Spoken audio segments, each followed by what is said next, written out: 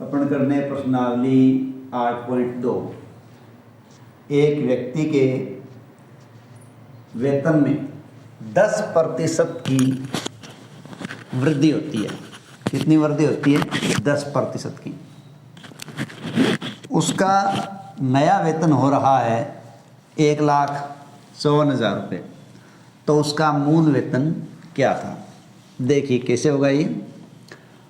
माना उसका मूल वेतन था बराबर 100%। ठीक है। वृद्धि बराबर 10%। अतः नया वेतन बराबर 110%। ठीक है। अब देखिए, चूंकि नया वेतन 110% बराबर 1,54,000। अतः मूल वेतन बराबर 1,54,000 बटे 110 इंटू 100। ये जीरो गया। ठीक है। अब 11 का इसमें भाग दे रहे हैं। 11 एकम 11, तो यहाँ 4 बचते हैं, 4 इसके साथ चले जाएंगे तो 11 चौक 44, 1 2 3, 2 3, चौथी बिंदी ये रही। ठीक है। तो ये हो गया 1,40,000 रुपये। अब देखिए ये प्रश्न होते कैसे हैं। ठीक है। तो यहाँ अपन इस बात को समझने का प्रयास करेंगे। ये अपना प्रश्न तो हो गया, लेकिन हम करें कैसे? एक तो हमें ये ध्यान रखना चाहिए कि जो कुल होता है वो हमेशा कितना होता है? 100% होता है। ठीक है। अब यदि कमी होती है तो वो 100% पे होती है, और वृद्धि होती है तो 100% पे होती है। अगर कमी है तो वो 100% में से कम हो जाती है, वृद्धि है तो 100% में जुड़ जाती है।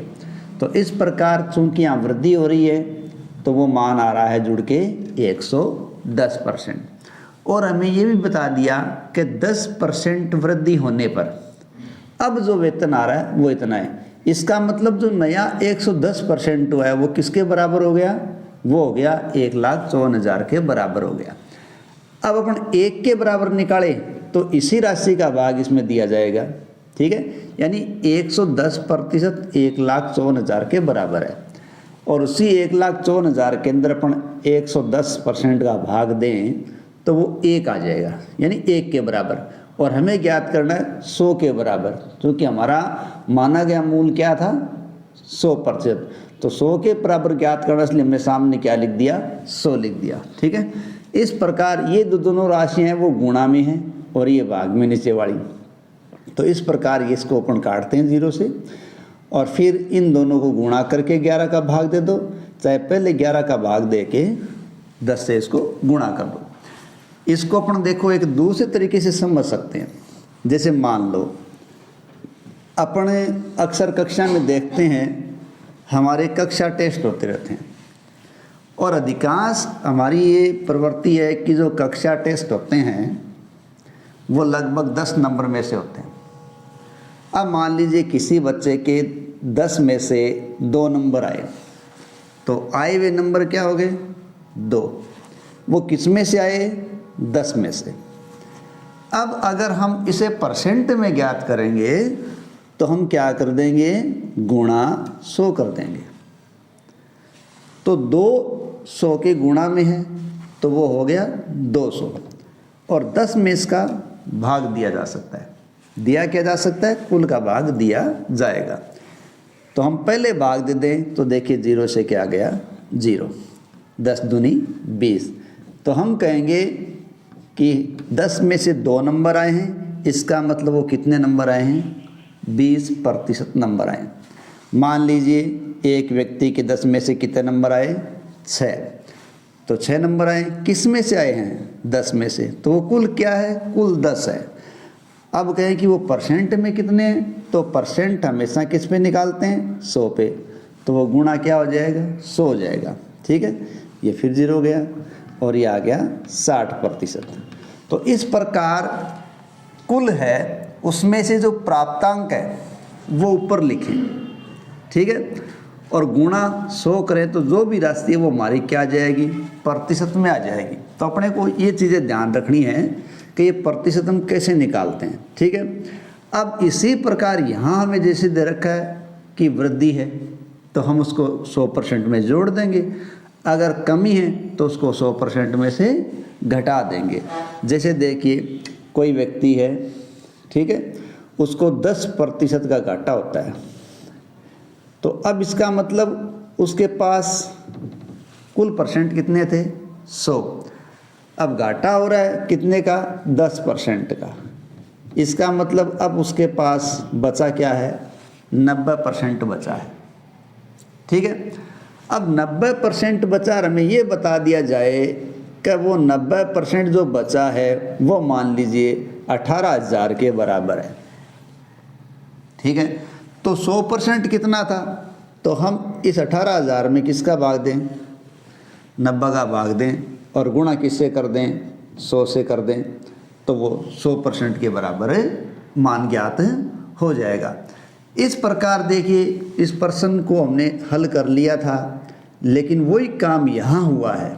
ठीक है, यहाँ चूँकि हमने ये बताया कि ये कमी हुई है, अगर इसी को हम बढ़ोतरी करते तो वो चीज़ 100% में क्या होती? जुड़ जाती। ठीक है, और जुड़ जाती तो हम जो राशि है उसमें उसका भाग लगा देते। तो यहाँ भी देखो यही काम हुआ है, मूल वेतन क्या माना गया? 100%, क्योंकि वृद्धि परसेंट में है। तो 10% वृद्धि, तो अब नया वेतन क्या हो गया? 110%। और हमें चूँकि नया वेतन दे भी रखा है कि जो नया वेतन है वो 1,54,000 रुपये है, तो वो किसके बराबर है? 110% के बराबर है। तो उसी 110% का भाग लगेगा तो वो 1 के बराबर आ जाएगा, और उसको 100 से गुणा करने पर वो 100 के बराबर आ जाएगा।